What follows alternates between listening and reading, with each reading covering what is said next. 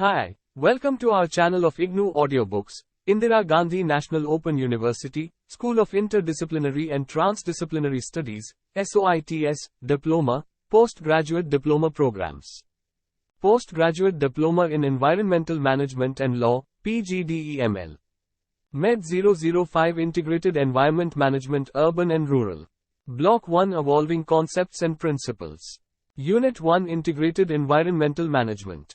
1.1 Introduction. The idea of integrated environment management has gained prominence in the past few decades, ever since sustainability became the central theme in economic development. You have studied about sustainable development in the course MED002. You have learned that it signifies an approach to environment and development issues in which the requirement to satisfy human needs is balanced with the capacity of the environment to cope with the consequences of economic development. It also delineates the contours of integrated environment management, which are being introduced in this unit. We begin the unit by presenting a brief history of environmental management. The concept of integrated environmental management is closely linked with the need for sustainable development. Therefore, we revisit the concept of sustainable development briefly. We recapitulate the underlying principles of and the approaches to sustainable development. Finally, we outline the concept of integrated environmental management. In the next unit, we discuss the relevance of integrated environment management in the rural context. Objectives. After studying this unit, you should be able to outline human concerns about the environment in a historical perspective, discuss the principles and characteristics of sustainable development, and explain the concept of integrated environmental management. 1.2 Historical perspective. Since the Rio Summit in 1992, the objective of environmental protection has been accorded high priority by the international community. The concern for environmental degradation at local, regional and global levels has led to several national, regional, and international measures and initiatives. It has at the same time become quite clear that reversing such degradation is not a purely technical and managerial matter. For technical knowledge does not necessarily lead societies to change their environmentally damaging behaviors. Hence, a critical understanding of socio-economic, political and cultural structure has acquired central importance in approaching environmental problems. Most of these are complex problems whose solutions require grasping the big picture, appreciating and dealing with complexity, and supporting effective strategies.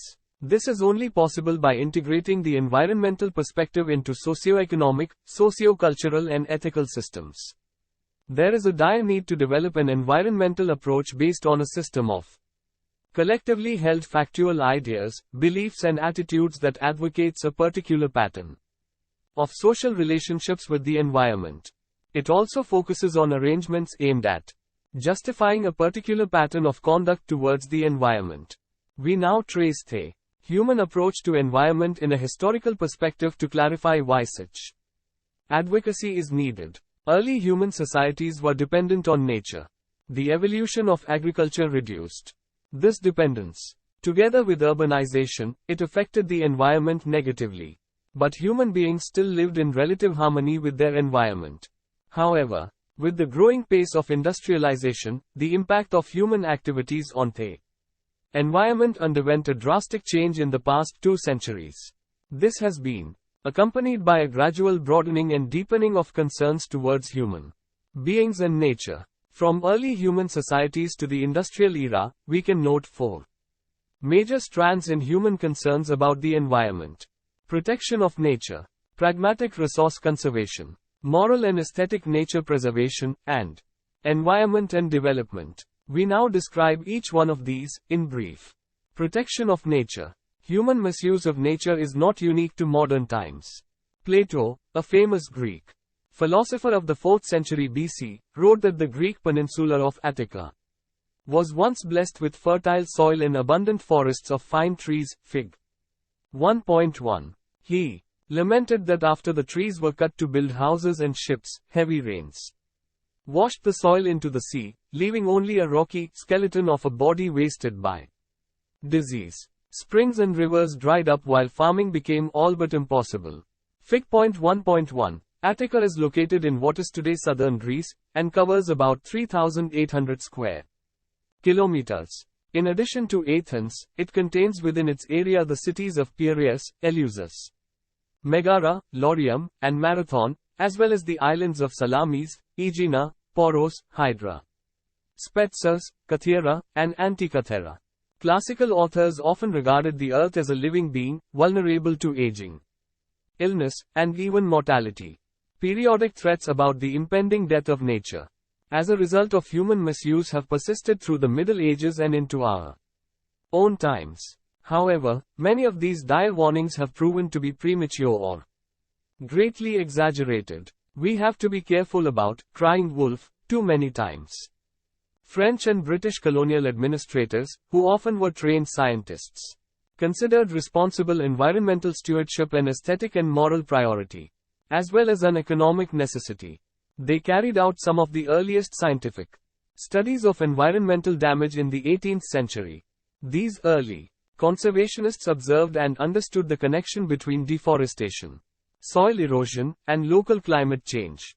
The pioneering British plant physiologist Stephen Hales, for instance, suggested that conserving green plants preserved rainfall. His ideas were put into practice in 1764 on the Caribbean island of Tobago, where about 20% of the land was marked as reserved in wood for rains. Pierre Poivre, an early French governor of Mauritius, an island in the Indian Ocean, was appalled at the environmental and social devastation caused by destruction of wildlife, such as the flightless dodo, and felling of ebony forests on the island by early European settlers. In 1769, Poivre ordered that 1/4 of the island was to be preserved as forests, particularly on steep mountain slopes and along waterways. Mauritius remains a model for balancing nature and human needs. Its forest reserves shelter a larger percentage of its original flora and fauna than most human-occupied islands. Pragmatic resource conservation. Many historians consider the 1864 publication of Man and Nature by geographer George Perkins Mars to have been the wellspring of the American environmental protection in North America. Mars, who was a lawyer, politician, diplomat, and geographer, traveled widely around the Mediterranean as part of his diplomatic duties in Turkey and Italy. Not only was he well read and familiar with the works of Plato, he was also a keen nature observer. He observed the damage caused by excessive grazing by goats and sheep and deforesting steep hillsides. Alarmed by the wanton destruction and profligate waste of resources still occurring on the American frontier in his lifetime, he forewarned of its ecological consequences. Largely as a result of his book, national forests reserves were established in the United States in 1873 to protect dwindling timber supplies and endangered watersheds. Among those influenced by Marsh's warnings were President Theodore Roosevelt and his chief conservation advisor Gifford Pinchot, a champion of the populist progressive movement. They put resource management on an honest, rational, and scientific basis for the first time in U.S. history. Together with naturalists and activists such as John Muir, William Brewster, and George Bird Grinnell, Roosevelt and Pinchot established the framework of national forests, parks, and wildlife refuge systems, and passed game protection laws. The basis of these policies was pragmatic utilitarian conservation. It was argued that the forests should be saved, not because they are beautiful or because they shelter wild creatures of the wilderness, but only to provide homes and jobs for people. Resources should be used for the greatest good, for the greatest number, for the longest time. Pinchot observed, there has been a fundamental misconception that conservation means nothing but husbanding of resources for future generations. Nothing could be further from the truth. The first principle of conservation is development and use of the natural resources now existing on this continent for the benefit of the people who live here now. There may be just as much waste in neglecting the development and use of certain natural resources as there is in their destruction. This pragmatic approach can still be seen in many resource management programs in the USA, and particularly in the multiple-use policies of the Forest Service. Moral and aesthetic nature preservation. John Muir, an American geologist, and the first president of the Sierra Club, strenuously opposed Pinchot's influence and policies. Muir argued that nature deserves to exist for its own sake, regardless of its usefulness to humans. Aesthetic and spiritual values formed the core of his philosophy of nature protection. This outlook has been called biocentric preservation because it emphasizes the fundamental right of living organisms to exist and to pursue their own goods. Muir wrote, "The world, we are told, was made for man." A presumption that is totally unsupported by the facts is that nature's object in making animals and plants might possibly be first of all the happiness of each one of them. Why man ought to value himself as more than an infinitely small unit of the one great unit of creation? Muir, who was an early explorer and interpreter of the Sierra Nevada mountains in California, fought long and hard for the establishment of Yosemite and Kings Canyon National Parks in USA. The National Park Service of USA, established in 1916, has always been oriented toward preservation of nature in its purest state. It has often been at odds with Pinchot's utilitarian Forest Service.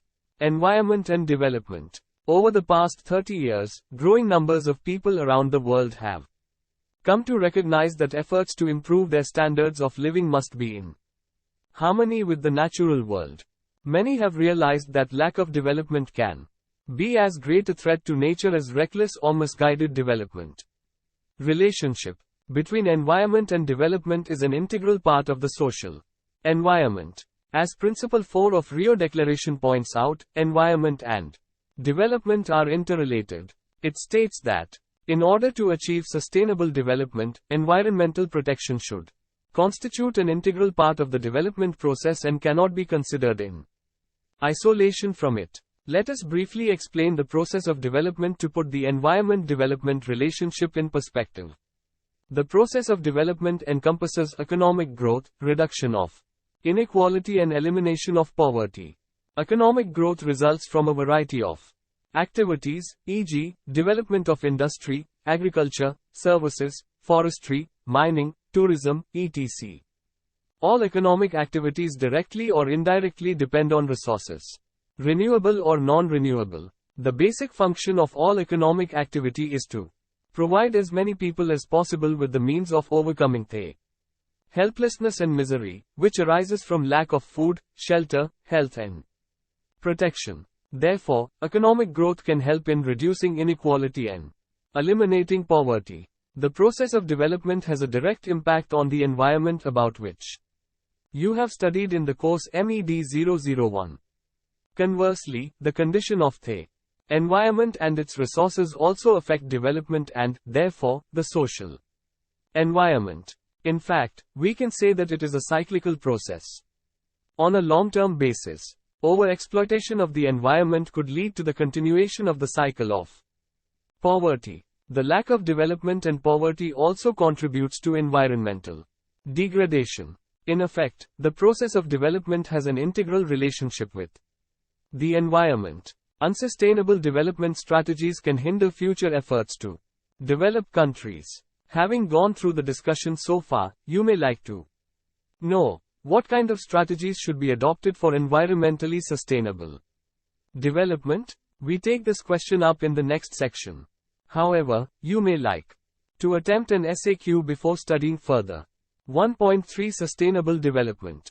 The expression, sustainable development, was first used by the economists who were concerned about the problems caused when efforts to promote growth ignored the environmental dimensions of growth. Such efforts focused on activities in which projected benefits exceeded projected costs by the highest margin possible.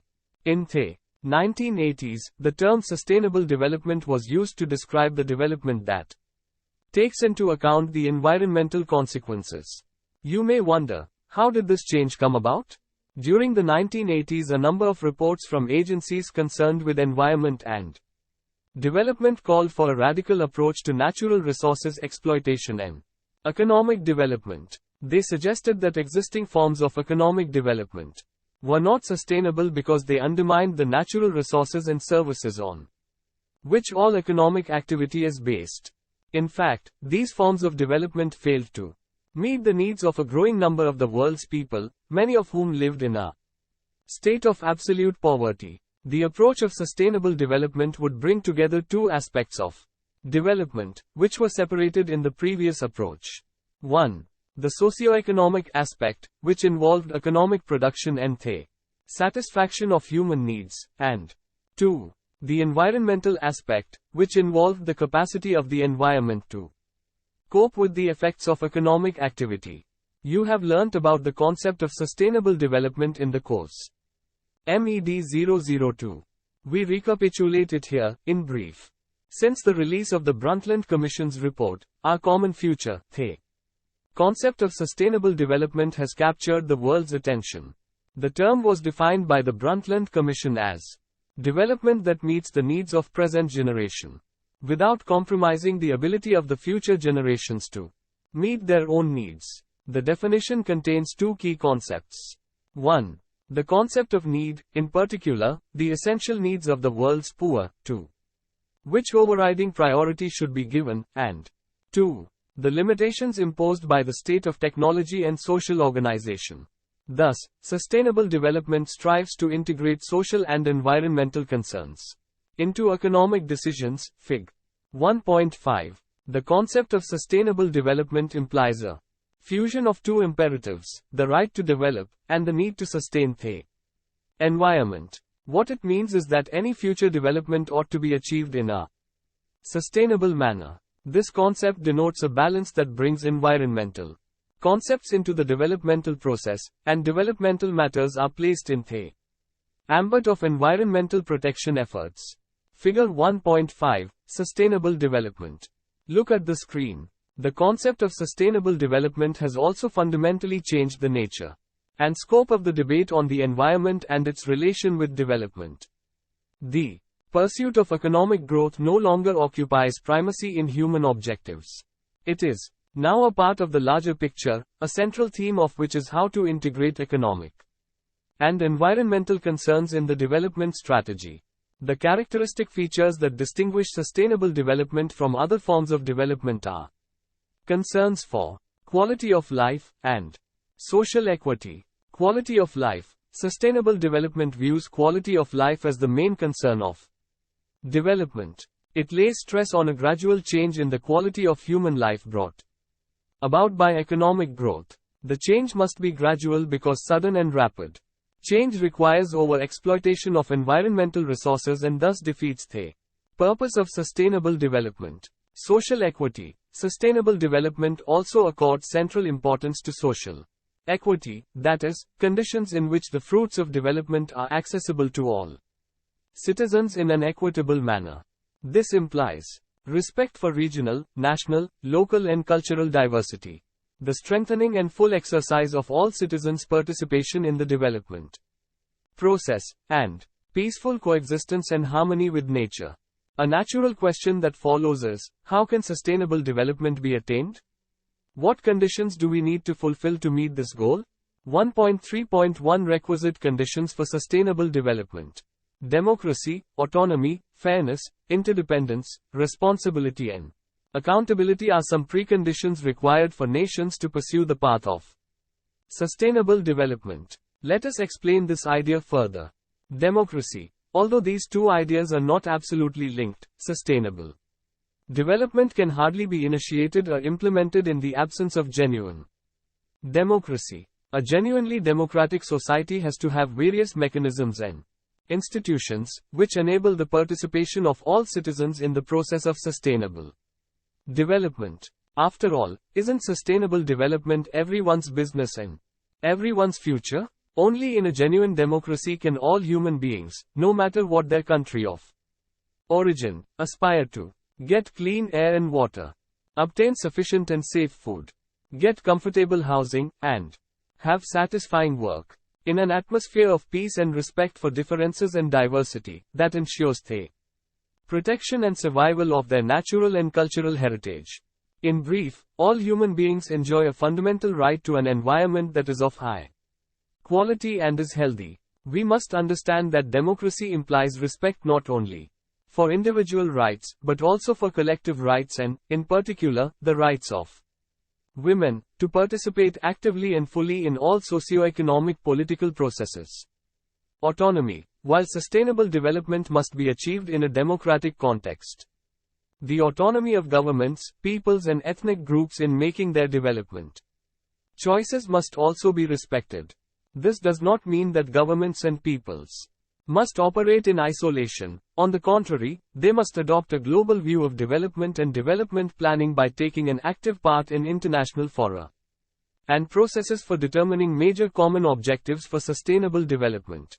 This also does not exclude the establishment of common international environmental standards, although each government is free to adopt national standards consistent with these. It is important to understand that the development and implementation of environmental standards by less developed countries will depend on the limits and ability of those countries to act and pay the associated costs. At the same time, these countries have certain potential skills and practical knowledge that often remain underexploited in the absence of appropriate support structures. Thus, a greater need for mutual assistance, cooperation, and the transfer of knowledge and clean technologies arises directly from the interdependence of countries in attaining the goal of sustainable development. Fairness. The concept of fairness is based on the recognition of the global and common nature of our environment and on the need for the planet's resources to be shared in a sustainable way. It is central to the entire issue of sustainable development. Achieving fairness in sustainable development must be addressed at three levels: within populations or states, between populations or states, and between generations. Fairness within a single population or government essentially requires meeting the needs of all and improving the quality of life through a better distribution of wealth. At the next level, the disparities between the rich and poor countries must be reduced by waging a relentless struggle against poverty. Sustainable development cannot be viewed solely from an environmental standpoint, particularly in the countries of the South, where it must be achieved by accelerating equitable development. Lastly, fairness between generations implies that each generation should leave to the future a world that is at least as diverse and productive as the one it inherited.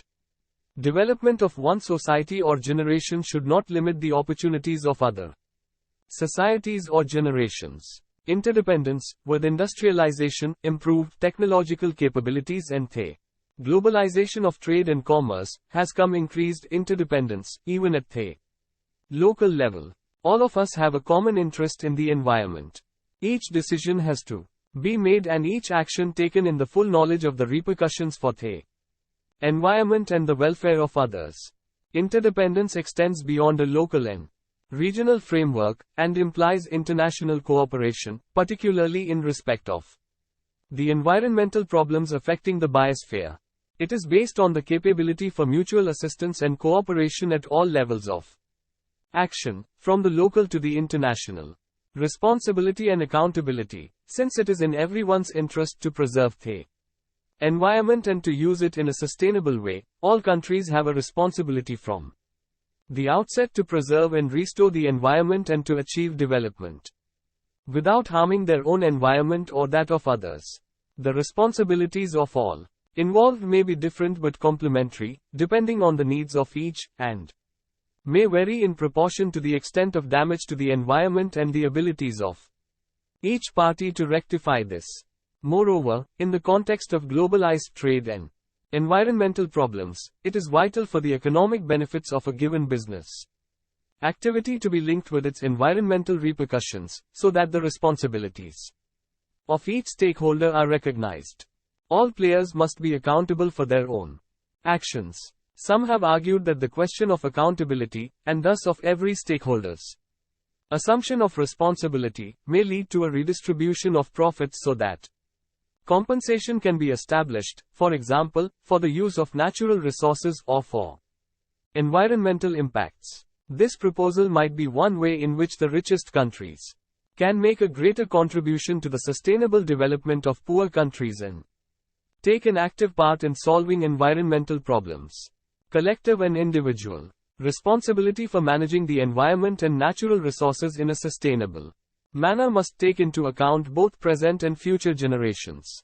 Making stakeholders responsible for their actions is at the same time encouraging the principle of stewardship, whereby a representative of both present and future generations acts as the custodian of natural resources and the environment. Figure 1.6 Prerequisites for Sustainable Development. So far you have learnt about the basic conditions necessary for ensuring sustainable development. We now describe certain principles underlying its implementation. 1.3.2 Principles for Sustainable Development. 5 broad principles have been identified as being vital to the process of sustainable development. Integration of environment and economy.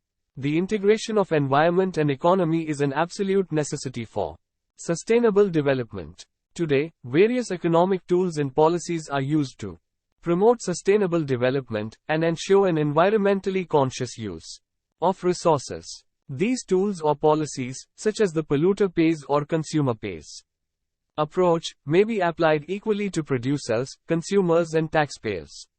These enable the market to determine the correct overall cost of using resources. In future, tax incentives or other economic tools may be necessary to promote further integration of the environment and the economy. This could hopefully result in a softening of world trade rules whereby poorer countries would be enabled to lay claim to greater economic development. Conservation of natural resources and maintenance of biological diversity. Achieving sustainable development presupposes that the limits of utilization of natural resources are commensurate with their renewal capacity.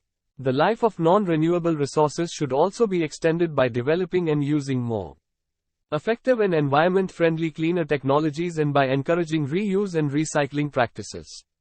Moreover, we should preserve biological diversity, maintain ecological processes and life support systems and use the world's species and ecosystems in a sustainable manner. This means that we should be able to protect the structure, functions and diversity of natural systems, the species inhabiting them as well as their genetic heritage. How can this be achieved? See Fig. 1.7 for some answers. First of all must come changes in the behaviors of individuals and communities, and in their attitude to the environment, along with the provision of genuine means for managing it better. New approaches at the state level must then integrate development and conservation of resources on the basis of authentic information and knowledge and through effective legal and institutional instruments. Efforts at the international level must focus on promotion of development, adoption and implementation of conventions and protocols on the environment and natural resources. Precaution, prevention and evaluation of harmful effects on the environment. Precaution, prevention and evaluation of the effects of every development project on the environment must form an integral part of their planning and implementation. Planners and decision makers must make it routine to foresee and provide for the environmental consequences of their projects. Current environmental protection measures are precautionary. However, in many cases, they are merely a band-aid solution that is not always compatible with the concept of sustainable development, particularly from a long-term perspective. However, the concepts of precaution, prevention and evaluation are difficult to install because they are often removed from the day-to-day reality and have benefits that will be felt only in the distant future. What needs to be underscored is that forewarned is forearmed, foresight is knowledge and evaluation enables planning. It is imperative that countries and societies adopt these three watchwords so that all development can become sustainable. Cooperation, partnership and participation of communities. Sustainable development is a collective responsibility. Consultation, cooperation, and participation in all decision-making are essential to the sustainable management of terrestrial, aquatic and marine ecosystems. All governments must cooperate in a spirit of partnership and accept their responsibilities to protect, preserve and restore the environment. They should introduce and facilitate the participation of all sections of the society in all development and environment-related activities. In addition, states must join forces to strengthen international law by adhering to existing environmental conservation and management conventions and protocols and by passing the necessary statutes for their implementation. They must also promote and develop new agreements and instruments as per the emerging needs and situations for achieving sustainable development. Meaningful cooperation and partnership also requires that rich countries introduce financial and technical assistance measures for enabling the poor countries to integrate environmental issues into their development projects and to improve their access to the advanced and environmental friendly technologies. The creation of environmental protection and restoration funds would go a long way in fostering genuine cooperation and partnership in this area.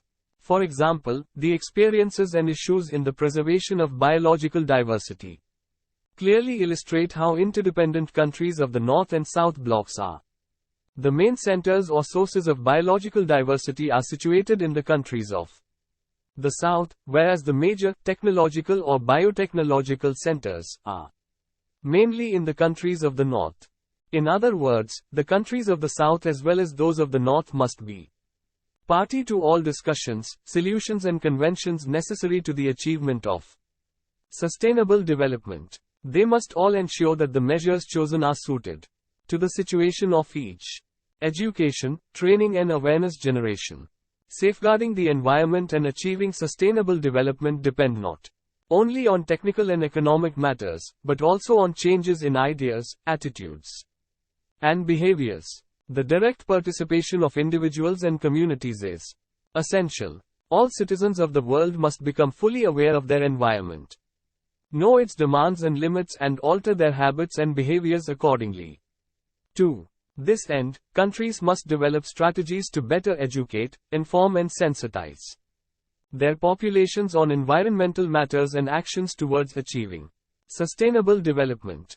For example, ecological and environmental concerns can be integrated into school programs. The awareness of the general public can be raised through extensive information campaigns, particularly through the media. Green projects can be encouraged in local communities, and training programs can be developed to promote more informed resource management and the use of environmentally compatible technologies. You may like to stop for a while to concretize these ideas. So far, we have briefly recapitulated the basic principles underlying sustainable development along with its characteristics. You would perhaps like to know, can the goal of sustainable development be attained? If so, how? Sustainability is related to the quality of life in a community. Are the economic, social, and environmental factors that govern a community providing a healthy, productive, and meaningful life for all community residents? Would the same be true for the future generations? Economy, society and environment comprise three domains of human activity, and all three have to be linked in a holistic, integrated manner to attain sustainability. To understand this point, let us consider a situation in which these domains are segregated. The community's problems are viewed as isolated issues. Economic development agencies try to create more jobs, social needs are addressed by health care services and housing authorities, and environmental agencies are expected to prevent and correct pollution and other environmental problems. Fig. 1.8. Figure 1.8, Segregated Approach. Look at the screen. This piecemeal approach has a number of shortcomings. Solution to one problem can make other problems worse. For example, creating affordable housing is a good thing, but when that housing is built in areas far from workplaces, the result will be traffic congestion, pollution and extra use of fuel and various other resources. Piecemeal solutions often result in discontentment. How often have you heard the argument, if the environmentalists win, the economy will suffer? When the economy-driving businesses have their way, the environment invariably gets affected and even destroyed. Piecemeal solutions tend to focus on short-term benefits without monitoring long-term results. The pesticide DDT seemed like a good solution for getting rid of insect pests at the time, but the long-term results were devastating. In an integrated holistic approach, all domains require interaction among people constituting a society, and the social aspects like religion, culture, friends, families, music, art and ethics play a crucial role in economic activities. So the economy exists Entirely within society. Society, in turn, exists entirely within the environment.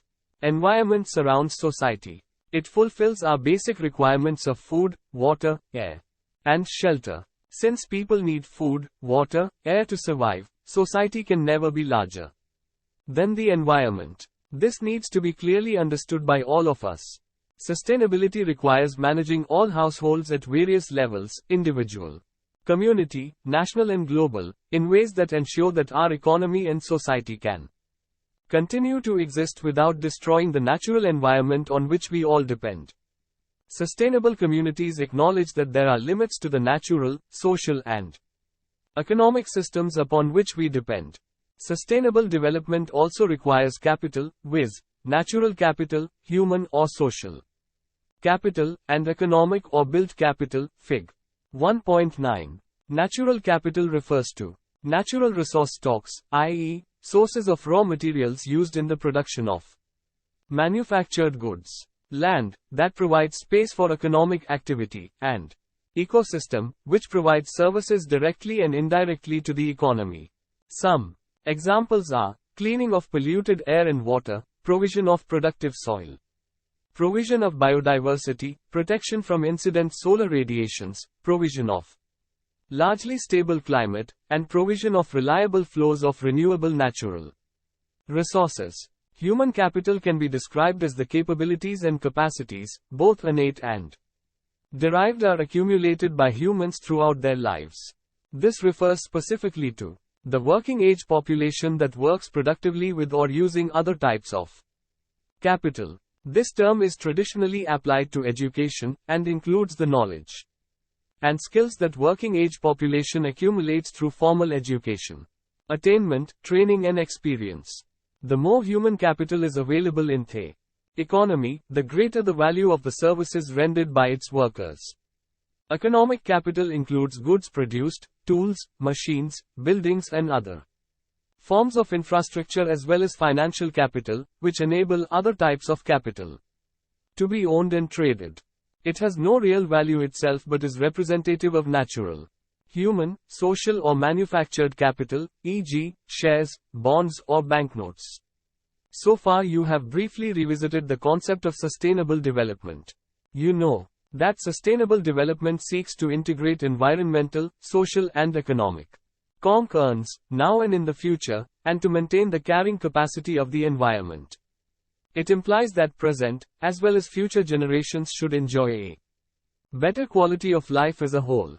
You have learned that to achieve this goal, we need to strengthen democracy, human rights policies, equity, and autonomy, and employ the tools of technology, participatory governance and capacity development through, for instance, education to empower people. Sustainable development can become a reality only if economic and social development policies are pro-poor, pro-women and pro-nature. All programs and projects undertaken for sustainable development should address issues such as conservation of natural resources like land, water, forest, air, etc. Thus, environmental concerns should form an integral part of the process of development. In order to achieve this, we need to strengthen environmental planning and management and integrate environmental policies into the development process, along with other policies. At present, we see a rather fragmented approach to environment management wherein different agencies are active in specific areas. For example, there are government departments and NGOs working for watershed management and others working for forest management, wasteland development or rural development. Now from your studies so far you would have realized that the management of resources calls for an integrated approach. For example, watershed development has to be integrated with forest management and land and soil management, and all these have to be undertaken in a participatory sustainable development approach in order to be successful. It is in this context that the concept of integrated environmental management, IEM, becomes meaningful in our situation. It was formulated during the 1980s in the Western countries and constitutes a holistic approach to the management of the development process. We now introduce this concept to you. 1.4 Integrated Environment Management. During the 1960s, there was a growing awareness of the complex, and often negative, environmental effects of development projects and policies, e.g., changing land use. Due to industrialization and urbanization, construction of roads, mining, providing water or electricity to large number of people and so on. These developments led to environmental degradation of an undesirable degree. Their effect has grown through the past few decades. For example, the relatively poor water quality and ever increasing stress on water resources, deteriorating air quality due to industries, power plants and traffic, urban congestion, deficient sewerage, industrial effluents, lack of proper solid waste and hazardous waste disposal are threatening our health and environment as never before. See Fig. 1.10. In this century, many cities in the developing world are expected to double or grow even more in size, due to population growth and migration of people. This is bound to increase environmental, social and economic problems. A world water crisis is looming ahead, and it is said that the next world war may be fought for water. You know that environmental degradation is a significant problem in South Asian countries. This has been associated with rapid urbanization, poor sanitation, infrastructure, unregulated industrialization, deforestation, etc. For example, the construction of large dams, hydropower schemes, diversion canals, and vast irrigation systems has caused ecological disturbances in the river ecosystems of these countries. Industrial effluents and agricultural runoffs poison these systems. In India, many rivers and water bodies are already dead. Massive deforestation has caused severe soil erosion problems and reduction in biodiversity. Pollution from industries and the transport sector is at unacceptable levels, especially in the metropolitan cities. The challenges for these countries are to manage and protect their land, water, forest and air resources, provide a reasonable quality of life and other environmental services to those who are now without them, and at the same time accelerate the pace of development to meet the aspirations of their peoples.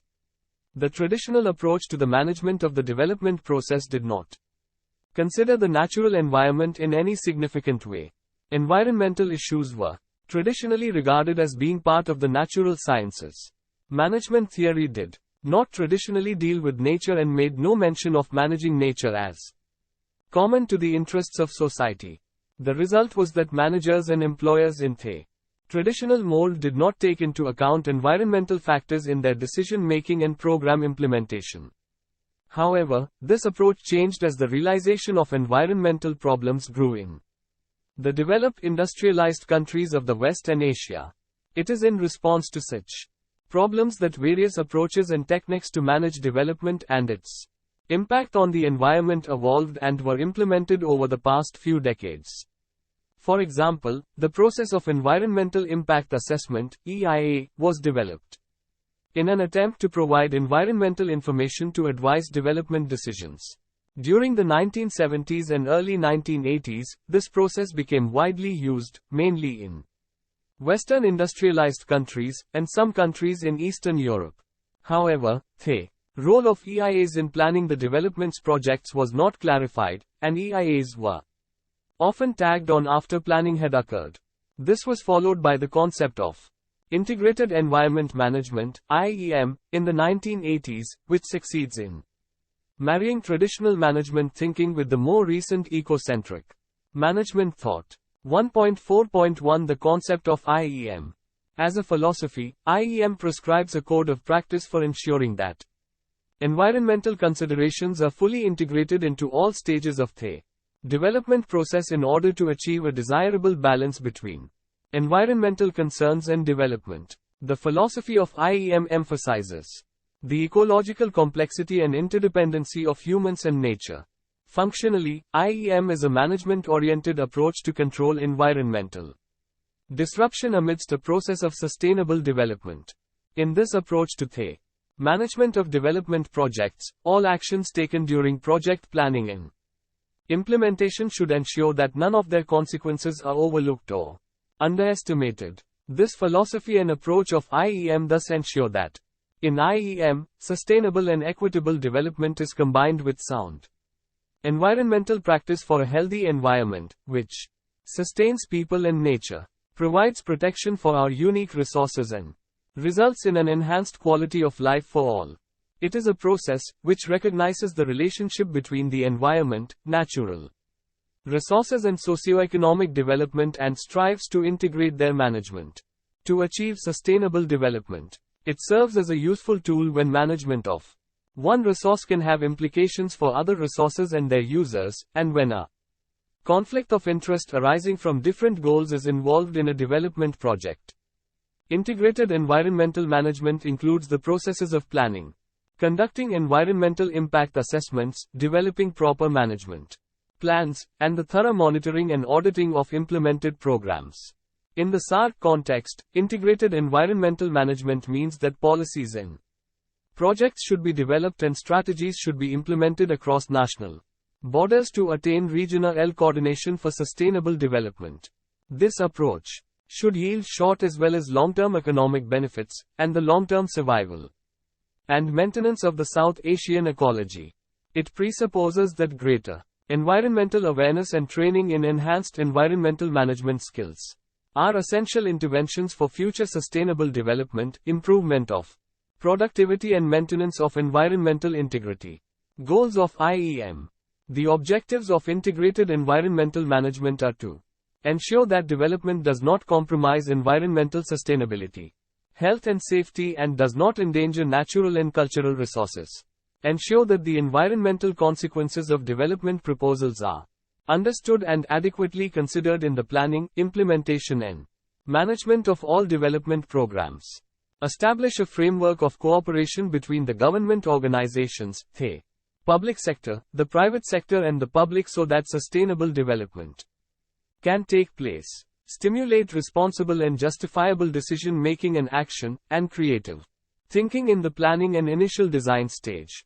Guide the development process by implementing and encouraging the collection of objective information and reliable data with respect to environment-related aspects, and ensuring that it can be easily understood by all interested and affected parties in the development. Resolve or lessen any negative environmental impacts and to enhance positive aspects of development proposals. To achieve these goals, economic, social and environmental issues should be integrated into developmental decision-making. Further, in calculating and planning for the economic, social and environmental costs and benefits of projects and development, decision-makers should be made accountable for the environmental impact of their decisions. Benefits of IEM. Some benefits of IEM include improved land productivity, efficient water management, biodiversity conservation, conservation of natural resources, enhanced environmental protection, and improved productivity and activities based on sustainable development. Participants in IEM. Integrated environmental management involves everyone from individuals to governmental and non-governmental organizations. The participants or stakeholders in the process are shown in Table 1.1. Table 1.1. Participants in IEM. Look at the screen. Politicians at all levels are an essential category of participants in the IEM process. Any of these stakeholders could put up the capital for the project and stand to make a profit from it. The government would have legal control over the project-related activities, e.g., land to be developed. It would have a final say in whether or not the development goes ahead, and what conditions should be attached to development.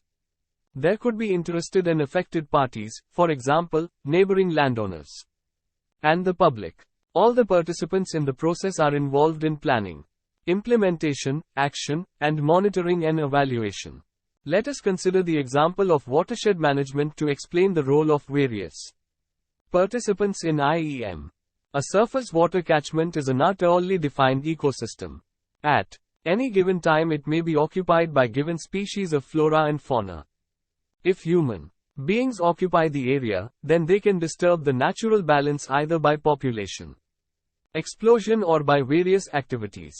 Now if we want to prepare and implement an integrated environmental management plan for a catchment, we would need to involve a mix of governmental and non-governmental organizations and individuals in the planning and implementation process. Individuals should be sensitized about their responsibility to ensure that their activities do not have detrimental effects in their catchment, e.g., unrestrained cattle grazing in.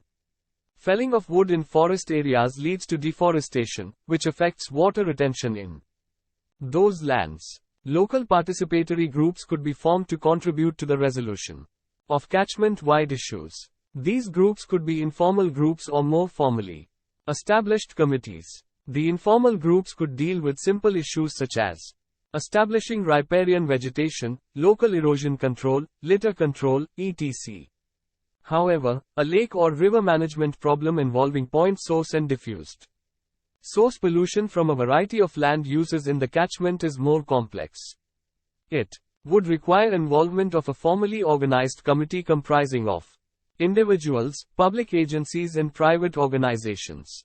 A surface water catchment could be divided into a number of sub-catchments, each managed by participatory group, and these groups should aim not only towards remedy or restoration but should concentrate on preventive measures. More complex environmental management issues that involve many participatory groups and government agencies could be handled by environmental coordinating committees. These committees should consist of representatives of the major sectors of the community, institutions, agencies, industries and governments which are engaged in, or affected by the management of natural resources in the catchment.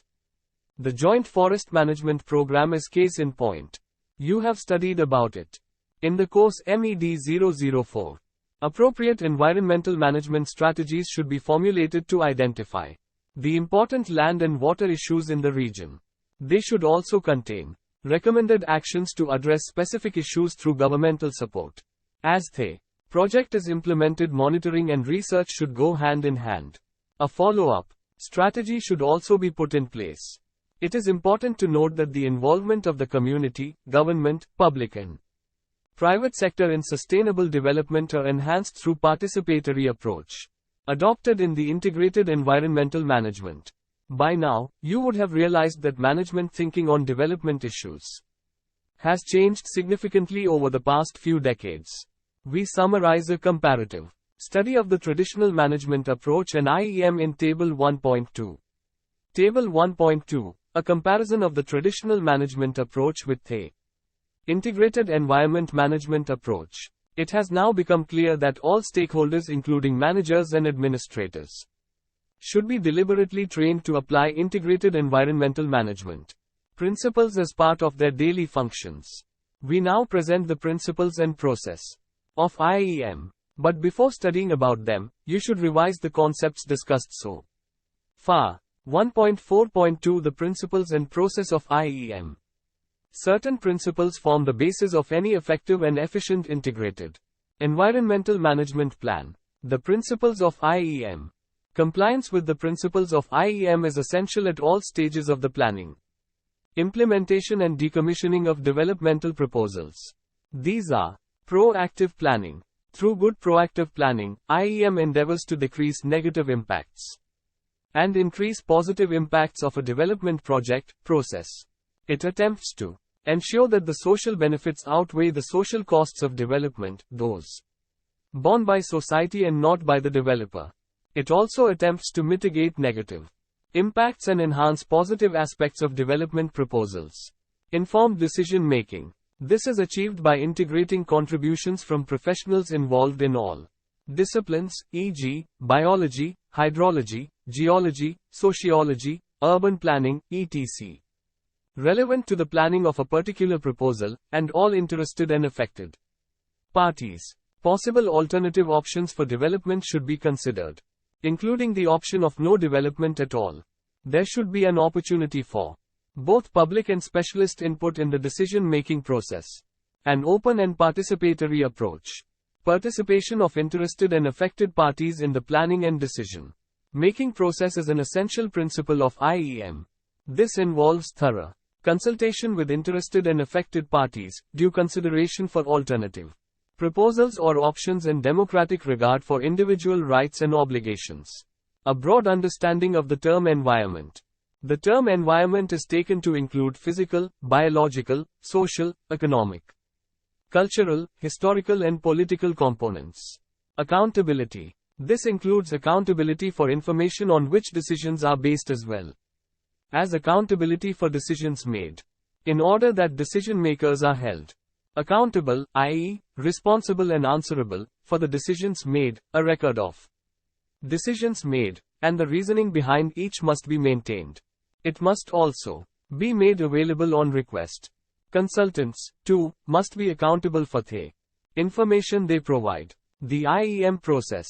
The integrated environmental management process consists of three main stages in terms of which a project could be planned and implemented. The process allows for public participation at each stage. Stage 1. Development and assessment of the proposal. Stage 1 of the integrated environmental management process involves the development of a project proposal. The development project or program has to be planned and developed in a certain framework of planning, in which the policies, legal, and administrative requirements of the project also need to be established. Central to the planning stage for a project is the identification of the relevant authorities and interested parties and stakeholders and communication between them. Drawing up the proposal should involve consultation with all stakeholders including the interested and affected parties. Consultation with these groups would help in identifying issues and alternatives that should be considered during the planning stage itself. It may result in mitigatory options that would lead to better planning and enhance effective and efficient decision making. The proposal is then assessed to establish its potential environmental impact. On this basis, it is classified into the following categories. An EIA is needed before implementing the development plan.